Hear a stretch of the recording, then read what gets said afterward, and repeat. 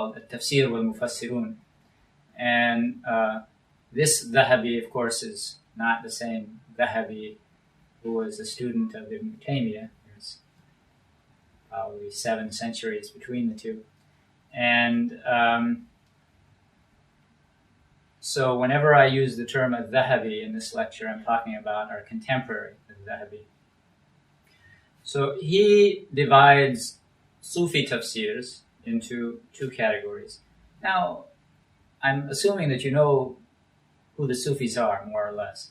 A mystical trend in Islam that as a distinct movement or school or approach to Islam became manifest in the Abbasid era, probably around the 3rd century, and of course highly controversial, and the modern day Salafis take a very dim view of them. Anyway, I don't want to weigh down on one side or another of this controversy. And as Allah said about the Jews and the Christians, laysu sawa, they're not all the same. So if that's true about non-Muslims, then we can approach Muslims, inshallah, with some of the same considerations. Anyway, al-Dhahabi, he identified 2 basic styles or approaches to Soofee tafsirs of the Qur'an.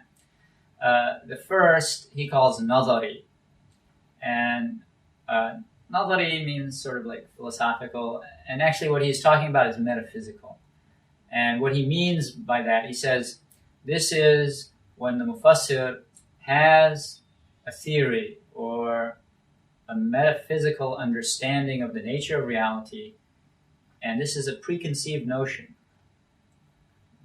Now, those people would say, well, we got it from the Qur'an, but it's difficult to accept that. Anyway, they have this independent notion of the nature of reality. They bring it to the Qur'an, and they apply it to the Qur'an, and because that's what they came with, that's what they see. So everything is interpreted to match this pre-existing philosophy, and frequently the verses are forced to fit that pre-existing point of view. In Greek mythology and their tales, there was a character who was named Procrustes, and he was an innkeeper, and so he had a bed, and it was one size fits all. Anybody who came to his inn had to sleep in that bed, and if their body exactly matched the bed, no problem. If they were a little too short, he would put them on a rack until he stretched them out and their body fit the bed. And if they were a little too tall, then he would chop off whatever was extra on the foot end so that they would match the bed. So, and of course, this is having said that and then applying that to that school of thought. Some would say that, okay, you've displayed prejudice. But when you start to come into the details of what these people are actually saying about the Qur'an, it's very difficult to accept their point of view. And this analogy of Procrustes and his approach to making people fit the bed, it seems warranted with regard to their approach to the Qur'an. And the most prominent practitioner of that methodology is Muhiy ibn al-Arabee, the Spanish Sufi, who is referred to as Sheikh al-Akbar, the greatest Sheikh. Anyway, that's one of the schools of thought. Now, of course, the philosophical or the metaphysical theory that he wants to apply to the Qur'an is something which he apparently didn't actually name. The name became circulated afterwards among his disciples and those who took him as a mentor or teacher. Wahdatul Wujud, monism, and the idea that everything that exists is in actuality nothing but Allah. He is the only thing that really exists, and any the impression that there are other things in existence except Allah is actually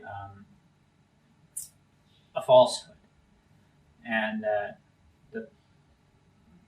the false nature of that reality becomes revealed to those who rigorously go through this process of purification and intense devotional worship, focusing upon the dhikr, remembrance of Allah. And you have to have a guide for that. Anyway, so that theory, Wahdatul Wujud, is the theory that he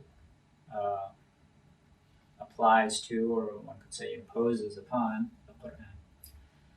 The other type of Soofee Tafseer is called Ishaaree, which is like a symbolic interpretation. And it's based on the idea that there are layers of meanings to the Qur'an, what Orientalists call polyvalence. This means multiple meanings. That there is an apparent literal meaning, and that beneath that there are hidden meanings. And that these hidden meanings reveal themselves to a person who undergoes purification. And the process that we mentioned earlier. Some of those processes they have obviously their roots in the Sharia. Others may be controversial. Anyway, now as far as the linguistic meaning of Ishaaree, it comes from the word ishara. Ishara means a gesture or an indication, and or a signal. Traffic signals, the traffic light is called an ishara. And so from that, then you get this secondary meaning, which is an alluded meaning, an implication, a hint. Another term for that might be an intimation. And so al-Dhahabi identified two main differences between these approaches.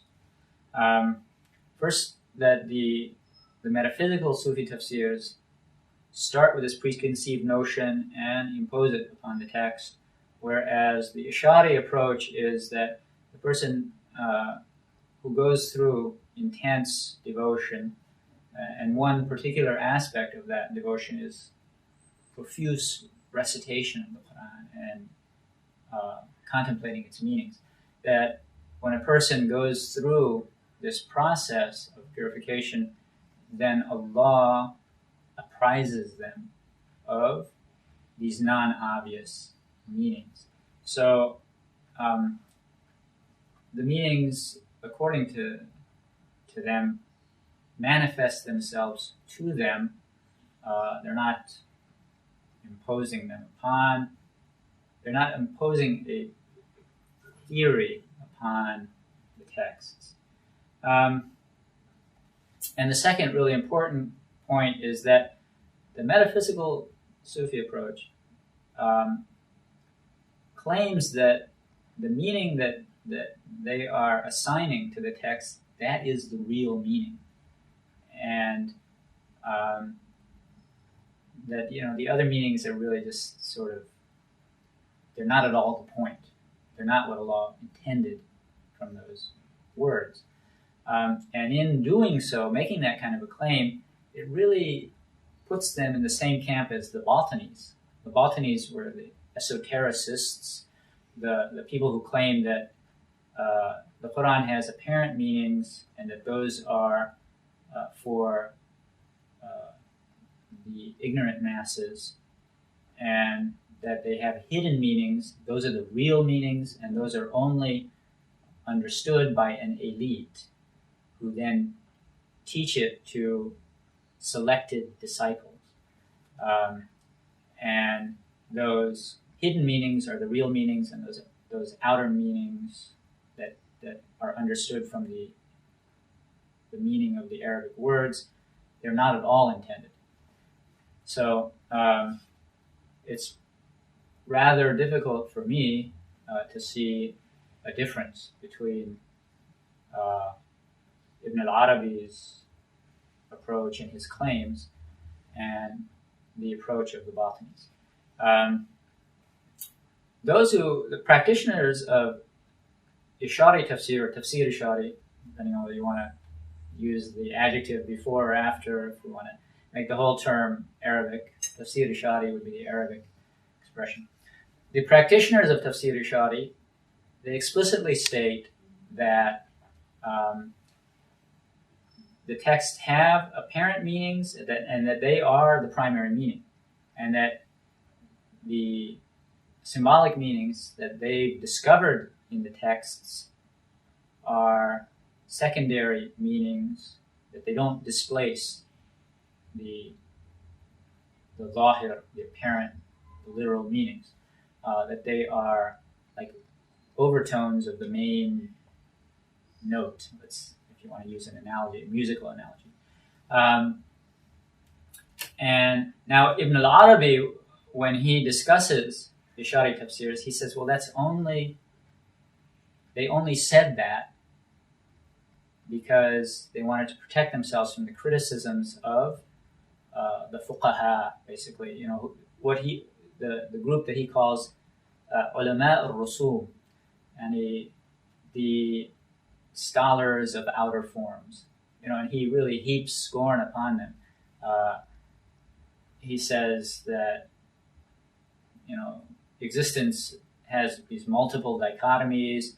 There's the rulers and the ruled, and there's he goes through a lot of giving different names basically to that type of category. And then he says, and there are those who are